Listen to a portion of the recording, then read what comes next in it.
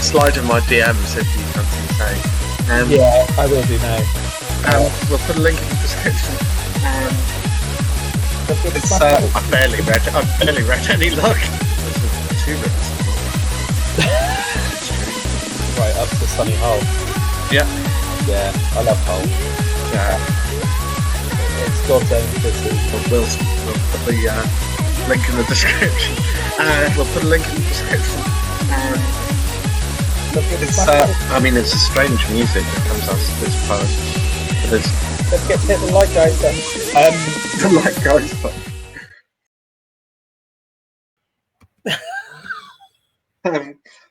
Okay, so what I was saying was regarding this point that Eric Mottram makes in an interview that I heard yesterday was that he was talking about the movement poets and how a certain line in the sort of literary conservative thinking then is that every single word and phrase and like punctuation mark in line of a poem should be paraphrasable. So poems should be paraphrasable and they should be discernible, and you should be able to say what they say in other words.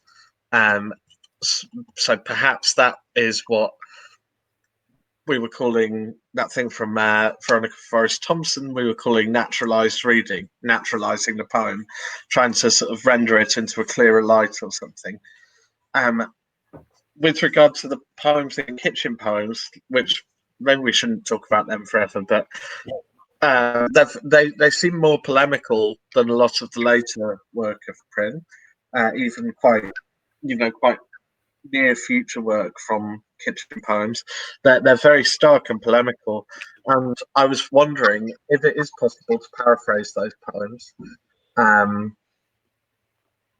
I feel like it isn't really. I feel like the polemical nature of them and the sort of insistence in the writing, the clarity almost actually, I think there is a lot of clarity. There's very little opacity in kind of the direction of the discourse. So I would put it out there that I don't think that they are paraphrasable. I mean, I guess for me, this kind of comes to a sort of a general poetics, and you start thinking about translation, right? I think it's very easy to say, oh, I don't want to read a Dante or something like that because it was written in this time and it's translated, and I feel I would be missing something. And I think there's a sense in which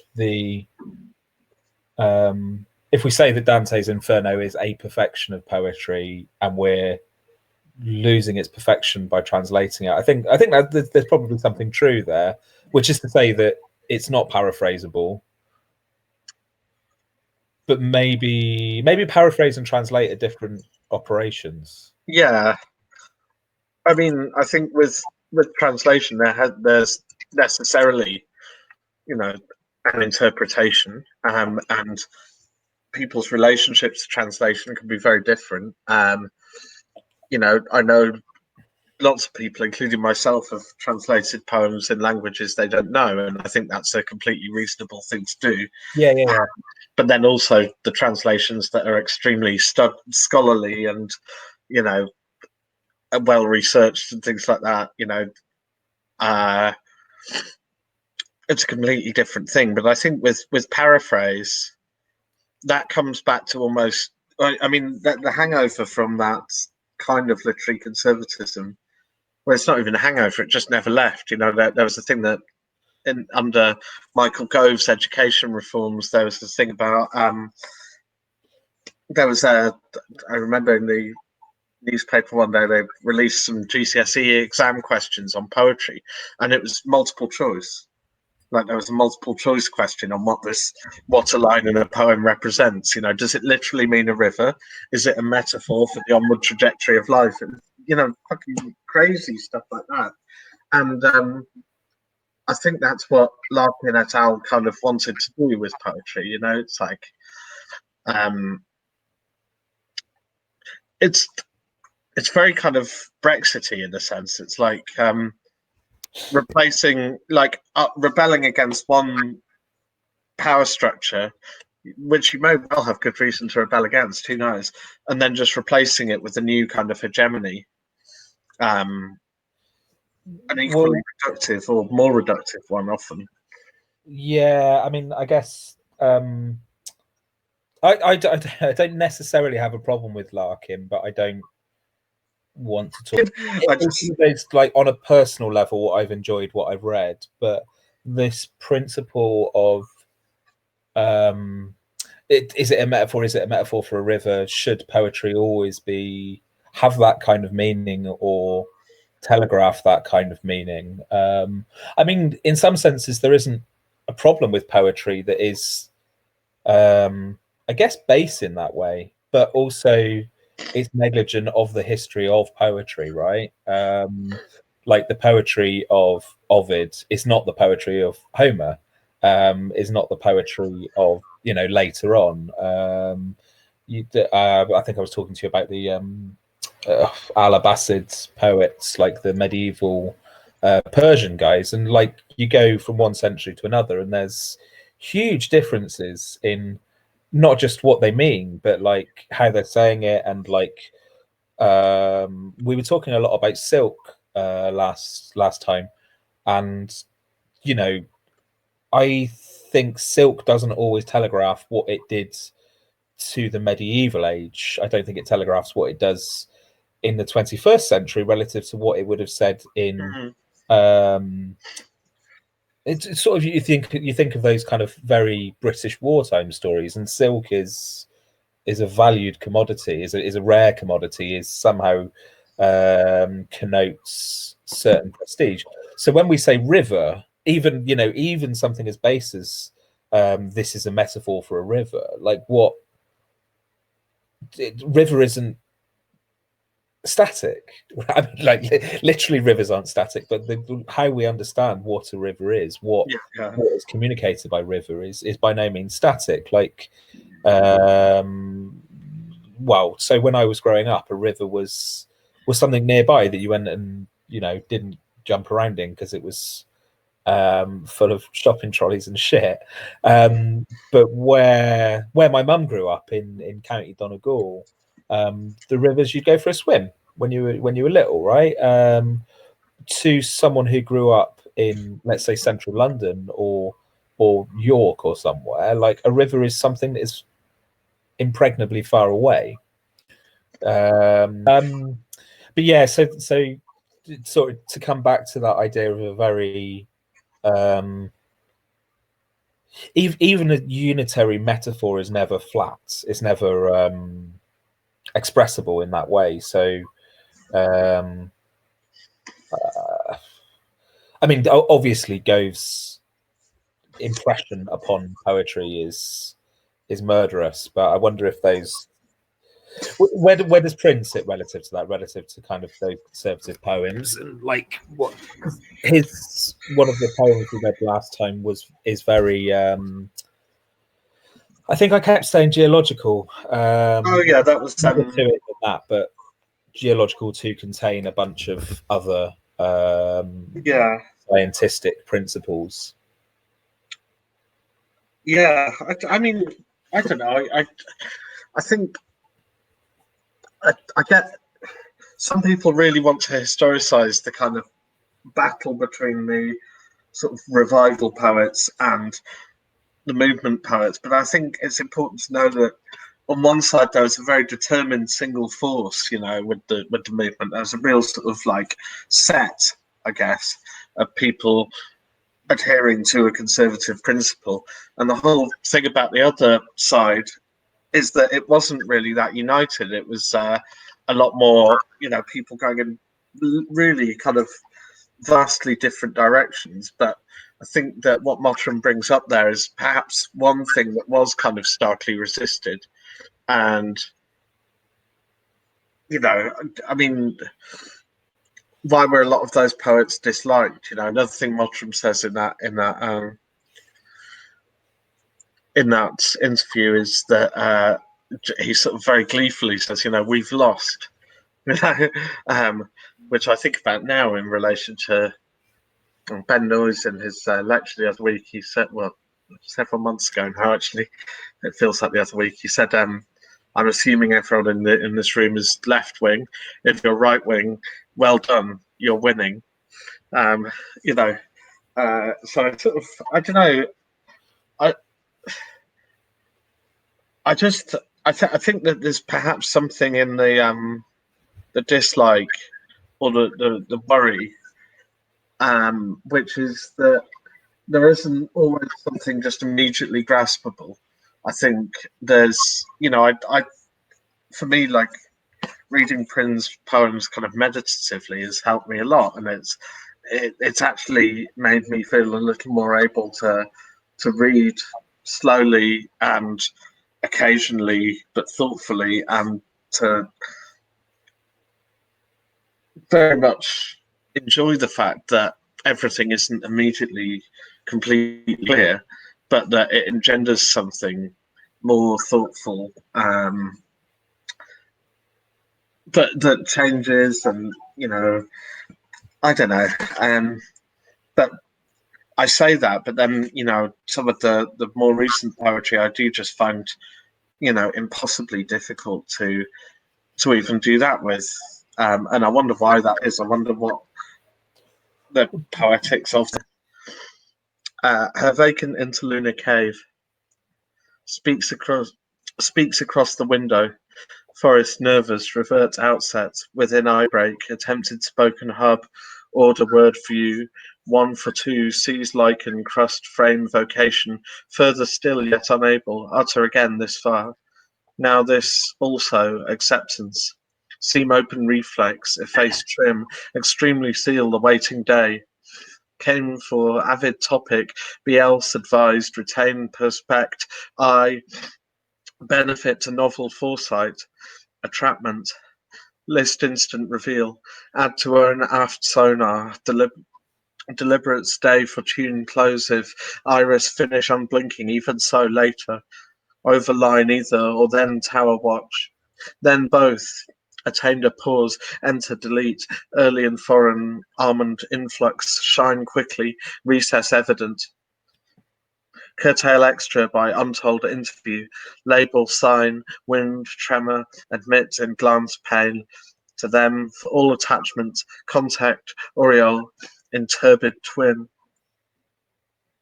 Beaufort ignited over pacify, right distance, bring onside, imaginate, is it imaginate? Imaginate former temporal hue version before constant together in fine season, not deflected, to suffix by grant propensity, evenly next, spread in outview, front sight to allegiance, expense to name intended, voice inversion,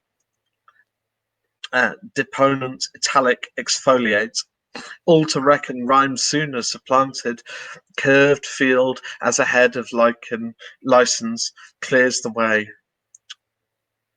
Proscenium ignited alive, gaze, chrome, deliverance, part from whence, as near, entire, prepare, conquest overcome, in for assemble, retinue, tree to line, leaf, fine, eyelash, here said not, see, ambuscade, give, word, tristed, are invited, or picks, or if so yet replaced, interlucent persistence, camp blinking, anticipate alterity, alterity by luminal thread, gale force, rebuff, intervene, however not dice, refuse, or foremost permitted, hold the mark. Will by ply reflect interlude, collide eye bright to look to see, hide to find as all the same, presume, often broken, unite, most successive, least stratus, over water, headway, listen, is throat, debate, languish, dispatch, infrequent, then moon silence, obligate mission, give out, take an abrupt fast. Incidental replacement exacted, ripen chorus. Sidewind spiral inset novel rate fume in time return. Regain over later inferred antique toil. Ground inflect 2. Select to modify first place in argument want stringent affirm. or to reach initial wherefrom common day sail votive full. Tribe on visit brighter accent propel character by spare month esteemed diligent playful as other willing. Link coal eyelid manner yet predicted. Note to versed foe candid local flicker harness. Rising to plenty insistent shadow inducement bring on glint and even. Multiply option prior ready top. Watchful brow furnish precedent in serve. Question lemma intrinsic all actual trifle by flight path known. Rain allowed collective press. Instantly metric afford stop over prime. Announcing word at first by trim to pace in passage. Cast off, both indolent. Few to lever in front visor offer qualify. Look fast indicted sea lanes. Trail massive resound keep below by natural. Undercurrent swear true. Bear up claimants. Incident tremulous gallery inserted. Tracked daylight in full active mollify. No grievance sought to planets. Few mind park verbal direct notified duct. Impossible per limit recognized. All of them. Did review assumptive practice as did so. Levitates suffusive walnut unsettle propane resume phantom mastery. What you get track or quit, lip digression reflect in the water informal, headline dopamine, liquid activates impart classic, rampart mensural fiction push out temper, or run, bind fame tense decline, allege remit advice conspicuous be tacit, be also calibrate forfeit. Arbitrated, told up to the mark previous in far fire to score, as will be as able also fascinates. Foible reagent class to casement, as in vain. Fucking hell. Yeah, yeah. Wow, it's really interesting trying to read something like that out loud. And I feel like there's a kind of naturalizing that happens there. Like it's really hard to regain this into kind of speech, into quotidian speech. One thing I noticed though is that there are kind of little quotidian moments in it, and one that I want to go to straight away is I really love the use of the word ambuscade. Um, I that's don't a know what great. that means. Do you know what that means? It's an old French word for ambush. Um, like it's in a kind of military strategy of ambush. But it was this bit at the bottom of the first page. Will by ply reflect interlude, collide eye bright to look to see, hide to find is all the same, presume, often broken, untie most successive least stratus over water headway listen, is throat debate languish dispatch. Like so that for me sounds like there's a big question opening up. Will you? It's an address to you. And suddenly we're being tempted into a kind of more like syntactic sense making moment. Like it opens up, will you? Yeah. And then this interruption, will by ply reflect interlude. Will you collide eye bright to look to see? Hide to find is all the same. Presume. Will you presume? That will you is just hanging over all of this. Even will you untie most successive least stratus over water headway? Listen, is throat debate languish dispatch. Like that clause, will you, seems to me like a little pivot offering these demands. But what are the demands? What's it asking of you? When we were talking earlier about paraphrase, and I do want to come back to what it's asking of me, but also I don't know what it's asking of me.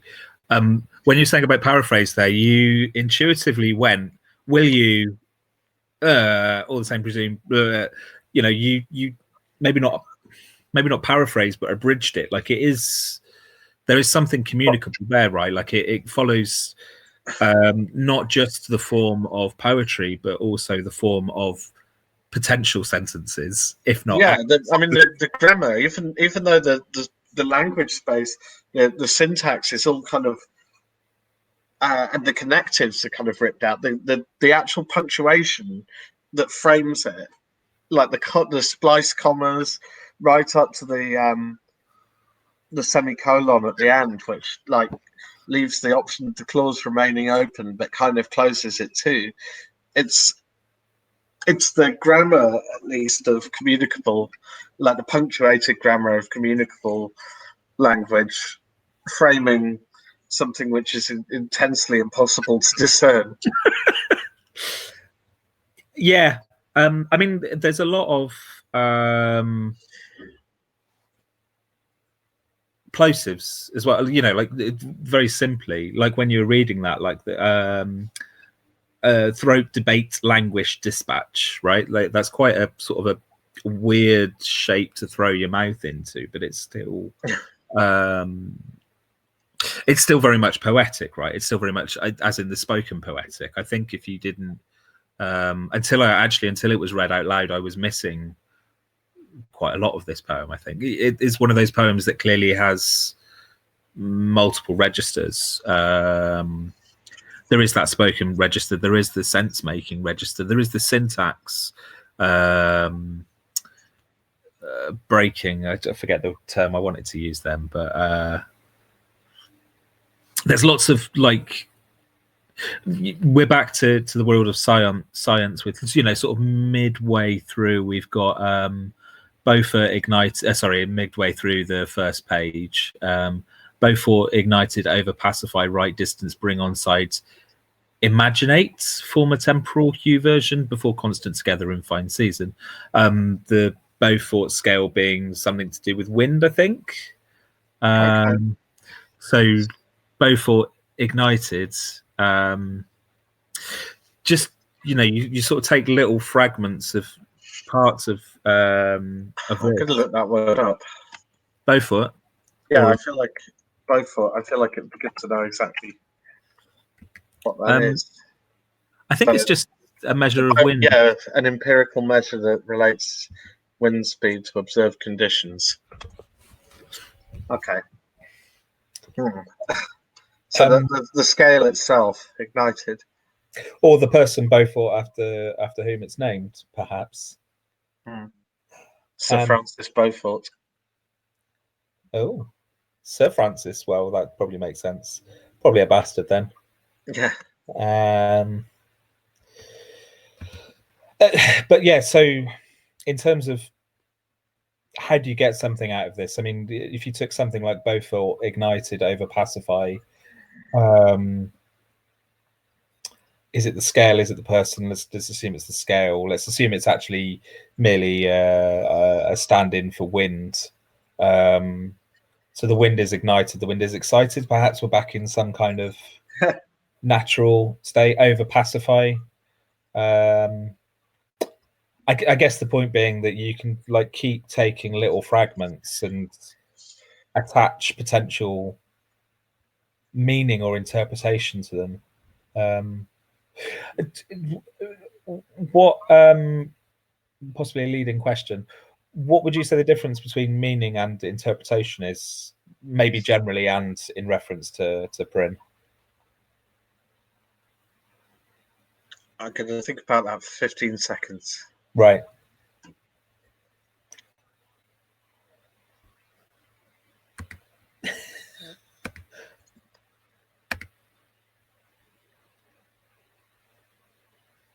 What's the difference between meaning and interpretation? I don't think they're exclusive. I don't think there is a difference necessarily. Meanings are derived through interpretations, and with these poems, I personally find it very hard to establish any kind of formation of an idea that there is an undoing of the poem which will render a truth, a single thing that is the truth of the poem. And I think that the poem feels like it is aggressively resisting that kind of thing. Whether we should resist that or go with it is another question. I think that they're very thinking back to the idea of paraphrasing. That's a kind of interpretation. and I think that these poems are impossible to, or are trying to render that act completely impossible. They speak of its obsolescence. I think it's just one argument that could be made for these poems, I guess, and their sort of assault on narrative sense making. It would be that has been the establishment of language so far, and that maybe it's time to do something else. Yeah. For whatever reason, and going back to that idea of like living in contradiction. The poem as one object is full of words that are not generally meant to be next to one another. Yeah. What do you think? Well, so meaning and interpretation for me, I think meaning is kind of a superset of interpretation. Like interpretation doesn't have to be unitary. Well, I guess interpretation is a small isolate of a thing, whereas meaning is like more general, is more like what does this mean? And we don't have a useful useful is the wrong term. There isn't a nice, convenient palliative meaning for a poem like this. There is a conjunction of several interpretations, a kind of a morass of interpretation, which is its meaning, but that meaning is not helpful. Again, helpful, useful. Meaning and interpretation. So interpretation, I guess, is atomic, is a small unit of understanding. Meaning is broader, is I think I said a morass, maybe molasses, of interpretations. The meaning to Prynne is dissatisfying if you're looking for a kind of a unitary a meaning, in the way that, I wandered lonely as a cloud or something. Like there's fairly applicative meaning to be gotten from classic poetry. There's also, I mean, Joe Lindsay is an amazing poet. Joe Walter and Joe Lindsay. Axel Prose, one of the names that he goes under. Prose, that's good. Yeah. Has an amazing poem called Butchery on a Ping Pong Court, which is in cantos.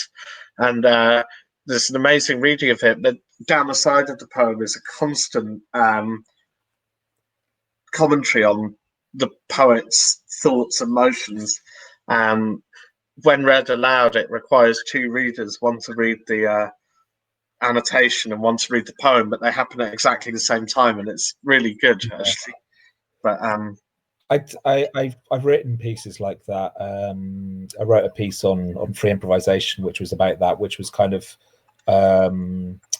my ideal being that you can concurrently you can disrupt the idea of a unitary narrative by having two or more voices on the page at once. There's a few people have done stuff like that as well. Derrida's Glass was doing this, so it's like pieces of glass with like columns of text, and then on the other side of the text, so it's kind of able to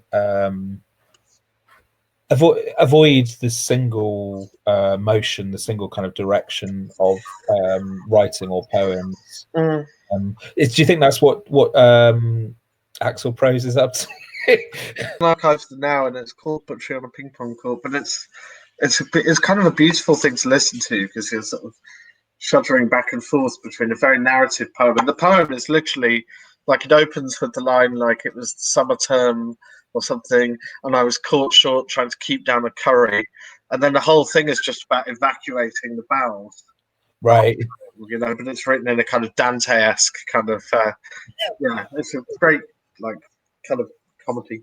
And something, as well as the sort of we're talking about the kind of shapes of the sentences the punctuation as a kind of framing within it, like the more chaotic things happen. Looking at the shape of the poem itself as well. So there are these. We spoke about this before. How there's sometimes this thing where it kind of looks like a poem, and then sometimes there's instances where it doesn't look like a poem. But here there are these kind of indentations, and obviously, like, there's no metrical. Or maybe there is. Who knows? I haven't counted. Something I was Across the thinking. window, forest nervous revert outset. Within iron arc attempted, spoken hub over a word view. 1 for 2 sees lichen crust frame vocation. No, yeah, it is. It's really interesting trying to read this with the kind of metrical foot that you just establish in your own head, actually, and then. Well, there's quite a few single lines which seem like just some words put next to each other in some senses, but they have that kind of musical feel of when you try and put a triplet or a quintuplet where it doesn't belong, like you've got a bar of 4 and you try and slip a 7 or a 5 into it or something like that. That kind of thing. Yeah. That kind of feel, but it's very. Is that because of the way I'm inclined to read it, or the way you're inclined to read it, or is there some other reason for that? One, I guess, my point being, like, Prynne doesn't read his stuff. Why does he leave so much sonic effect in there? Oh, well, I think that's he's written about this extensively in a famous, one of his more famous sort of lectures. Ears, that's it, mental ears, that the ear can kind of be developed, and that there is a kind of sonic performance of the poem happening internally, and I think that it's easier for me to locate that when I think about a poem like The Oval Window, which is extremely kind of lyrical in places, extremely sort of beautiful lyrical, but all kinds of when that was the poem that really sort of got me reading Prynne, and when I was reading it, I found that sometimes a sense or a color or a scenery would be invoked without it being spoken about, and that happens a lot in poetry, actually. And I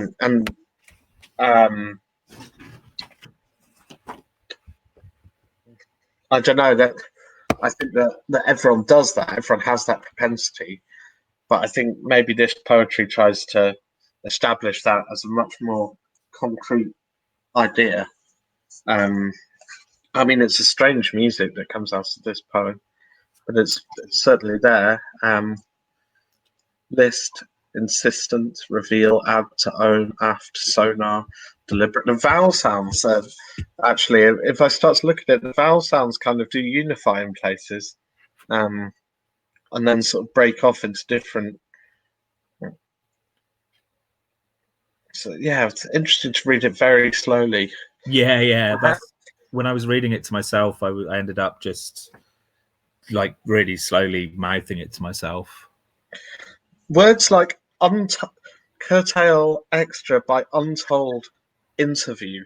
Untold interview. There are these kind of mental clashes for me, like untold feels like one of those words that people only use in poetry nowadays. Interview is just next to one another. There's, you wonder, have those words ever been next to each other? Whereas, but not interview in the sense that we use interview to say, the interrogation of someone for a job. Yeah. Yeah. Label sign wind tremor. Like there's lots of those label sign wind tremor kind of motions going on.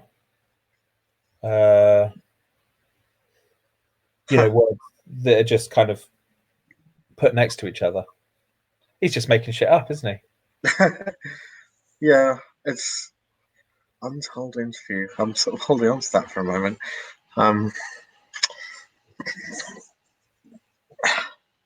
mean, like, so a few lines after that, you've got all to reckon rhyme sooner supplanted. Like something like that's very kind of classically poetic. But yeah, all to reckon rhyme sooner supplanted. Yeah. Like 2 alliterations in a row, but also a line break just in case you were going to get comfortable. Yeah. With your poetry. All to reckon rhyme sooner supplanted. And that it's a double alliteration, reckon rhyme sooner supplanted. Yeah. And then curved field as ahead, which feels like as above almost, of license, clears the way. What clears the way? Curved field as ahead of license clears the way. Like constant. Syntactically, there's a subject there, right? There's a subject, there's an object, there's a verb. Like it's a potentially a proper sentence, but everything about it just prohibits. All to reckon rhyme sooner supplanted, curb field ahead of license. Is field the subject there? Because it doesn't feel like the fucking subject. Yeah. One thing I actually want to ask of this poetry is why cut off syntactical and narrative meaning completely in that kind of sense? Really, really heavily redistribute the words and the meanings, etc. Why do that, but retain this sense of grammatical kind of force throughout with the kind of punctuation and everything like that? Why is the frame of what looks to be a poem there with the indentations and things like that, yet all kind of like sense of like meter and rhythm is completely thrown about? And it feels like that certain entropies have happened, but certain entropies haven't happened. So why? What I want to know why the framing is there in that sense. Like, why keep the framing when something else has been so heavily kind of thrown away? It must be, I think, a belief in that framing as like a vessel, almost a carrier, an important thing to carry the radical destabilizing that's happened within it. It's interesting though. I wonder what would happen if you completely destabilize the rest of it. I mean, to me, there's kind of on the back of that, there's a question of the Tower of Babel and satisfaction. Like why did God confound the languages? Like it's always been one of the more Babel. Yeah. I've never really felt comfortable with that. I mean, I've felt comfortable with it in sort of terms of religious dogma, but as a more so than Abraham's sacrifice, like why confound the languages and spread them across the land? Why allow humanity? And obviously, if you're not religious, then it's just like, well, it's just a metaphor. So one of the things I like in art is when it refutes satisfaction, or when it refutes facile satisfaction, which isn't to say that I don't love, happy hardcore or whatever, which is purely that's not facile. It's not facile. It's incredibly clever, and all the arpeggios are deeply baroque. But I'll link to my essay on that matter, and maybe some banging happy hardcore songs. Well. Yeah, maybe we could have that as the jingle, actually. But so who were we talking about earlier? Was it Simon Armitage, or no? It wasn't Armitage, was it? Movement poets. We were talking about. So this idea of a kind of that's actually quite a nice segue, I guess. This kind of linking, a river is a river; it should be immediately scrutable. If you decide to break with interpretation, break with standard form, I think there's a very different, maybe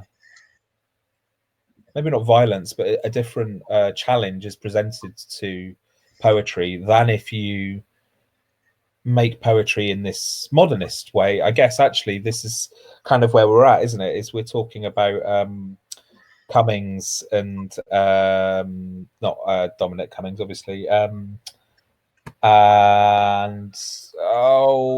Proof Rock. Who fucking wrote that? Oh, Eliot. Eliot, yeah. So Eliot is probably less. Well, he's definitely less contentious than Cummings. It's still formal poetry. It's incredibly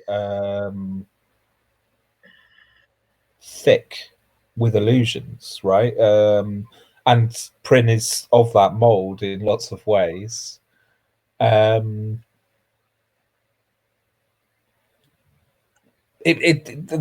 you keep something that looks like that form, and Prynne is a step along again from that sort of world.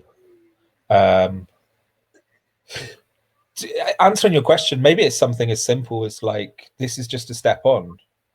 This is just this is another step in the modernist canon, and I do think Prynne should be considered in the modernist canon. Absolutely.